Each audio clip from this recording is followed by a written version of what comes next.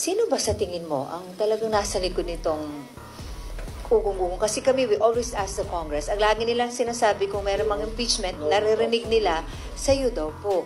So sorry, we have to ask you again, ma'am. Sino, alam ko kung sino, pero hindi ko siya masabi.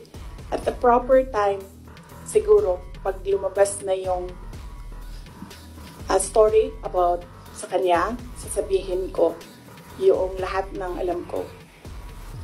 Pero hindi pa kasi lumalabas dito sa hearing yung pangalan niya eh. So, pag merong nagsalita dyan about sa kanya, sasagutin ko.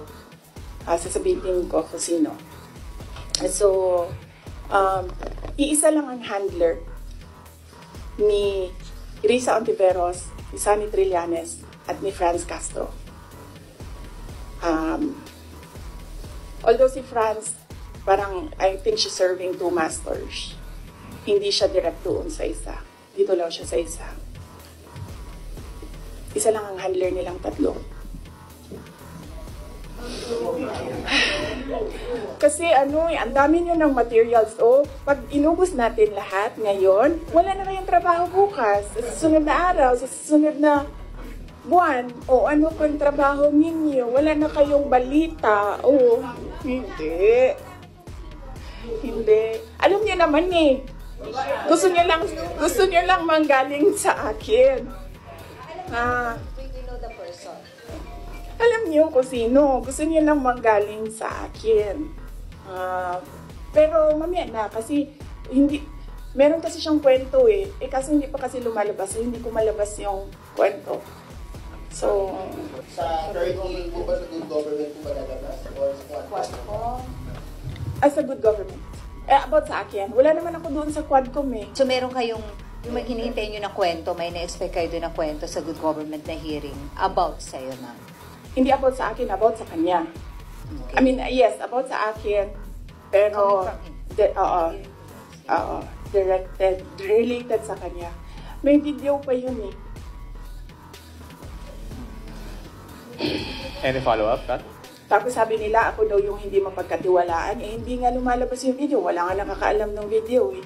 Ako lang. Video, ma'am. Ma'am, anong video, ma'am? Basta. Ma'am, anong video po yun, ma'am? Ay, pag sinabi ko yung gender, alam niyo na kagad kung sino eh. Anong video? Alam niya naman, di ba? Gusto niyo lang talaga manggaling sa akin. Ma'am, no, hindi po. JC, alam mo. No, we don't know. Antayin natin. Mahaba kasi yung kwento sa kanya.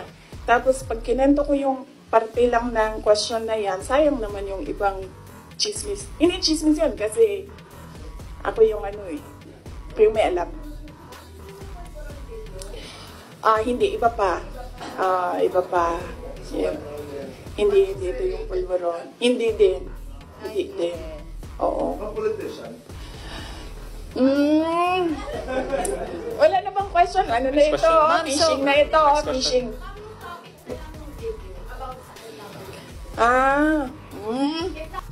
Lalo na paglasing yan, meron siya mga nasisend na messages na hindi niya alam na nag-send siya.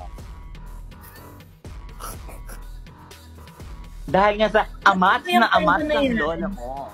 Amat na amat. Yung kunwari, yung ite-text ko, kunwari, ito talagang itong si Sas, napaka-dalahira talaga nito.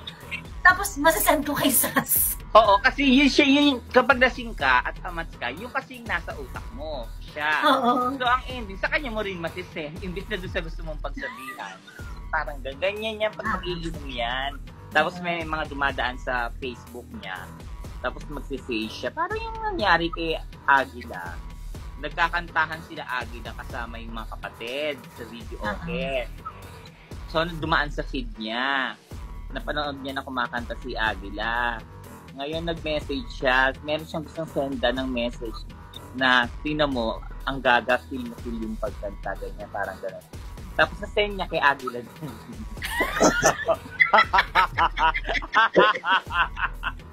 I think parang may napost si Attorney Trixie about that. Pero I'm not sure kung ano yung video. Pero na-send niya to someone tapos dinilit niya. Pero nabasa at nakita na kaya ang syunga-syunga, kaya wag yan sasabihin, I was kind to her. Oo. Oh. Ayun